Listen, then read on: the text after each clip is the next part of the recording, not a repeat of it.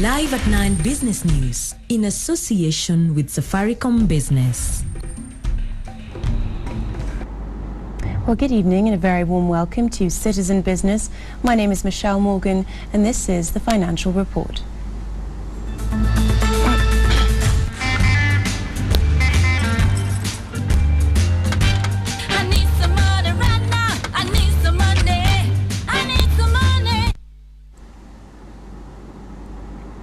Well, stocks continue to show signs of recovery amid increased participation by investors. The NSE 20 share index was up 17.44 points to stand at 4,745.47 points, while market capitalization was also up to stand at 1.741 trillion shillings, up from 1.73 trillion shillings yesterday. Analysts at Kingdom Securities project a strong finish at the end of the week, boosted by continued local and foreign investor confidence in the market. Well, let's take a look at the performance of individual counters. And Centum Investor was the top performing stock, edging up 6.2% to close the day at 25 shillings and 50 cents. Sassini gained 5.3%, closing the day at 13 shillings and 70 cents, while Kenya Re was up 4% to close the day at 15 shillings. Well, on to the losing counters now, and Home Africa touched a new 52-week low, shedding 9.3% to close the day at 7 shillings and 25 cents as aggressive sellers drove down prices. Express Kenya lost 3.7% to close the day at 3 shillings and 90 cents, while Rio Pingo shed 3.4%, closing the day at 27 shillings and 75 cents. Well, that is the market report. Money? Don't worry, because the Co-op personal loan is easy to apply for and to manage payments. The Cooperative Bank. We are you.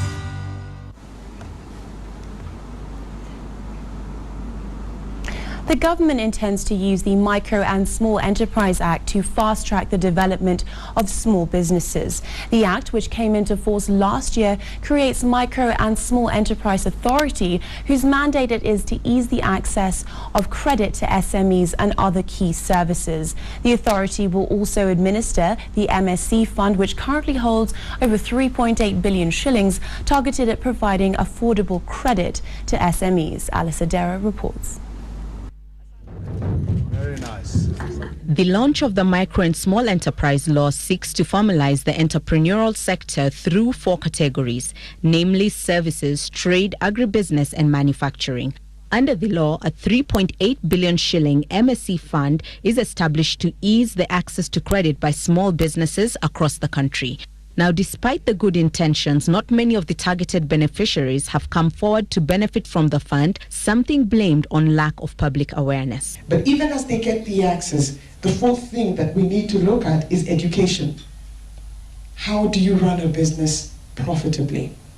Because I do believe that some of us run our businesses, and at the end of the day, what we make is what we spend. And yet, those challenges notwithstanding, the contribution of this sector to the economy is something that nobody has any questions about. You know, over 90% of new jobs that get created every year is created by the micro, small and medium-sized enterprises. Under the Act, the MSC Fund will be administered by the MSC Authority, whose mandate will include the mobilization of funds as well as offer affordable credit through the 3.8 billion shilling MSC Fund. We have clarity on where we want to go in terms of job creation, in terms of how many enterprises that we need to build in the country. And ladies and gentlemen, the micro, small and medium-sized enterprises is our future as a country. The government says the Act will also enable MSCs to take advantage of the 30% allocation of all government tenders to women and youth by encouraging the development of entrepreneurship. Alice Odera for Citizen Business. Right, well, let's take a look at other stories making headlines on the corporate scene. The Privatisation Commission has presented a detailed proposal for the sale of the government's stake in the East Africa Portland Cement Company to the Cabinet. The Privatisation Commission says it is waiting for a go-ahead from the Cabinet in the latest attempt to have the government divest from the company. The government holds a 25% stake in the cement manufacturer through Treasury, while the state-controlled National Social Security Fund, NSSF, owns 27%. Elsewhere, Muthaiga Travel has celebrated its 25th year in operation in the country. The company, founded in 1988, has expanded its operations into South Sudan with over 11 offices and generated 70 jobs both in Kenya and South Sudan. The company says it expects the local tourism market to continue expanding as the country expands its destinations through the devolved system of government. Muthaiga Travel says the country should invest in additional marketing of new holiday destinations to attract more tourists to the country. Well, let's now take a look at the Forex report.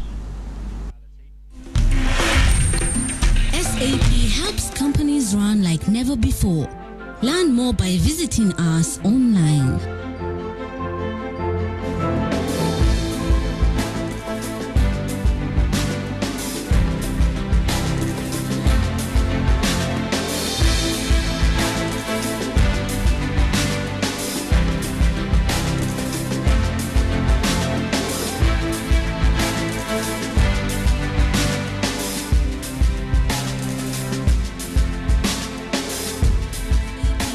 Companies run like never before.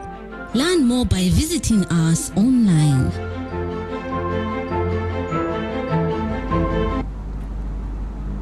Well, finally, the government has denied claims that it willingly allowed its stake in Telkom Kenya to be taken over by France Telecom without safeguarding the interests of the country.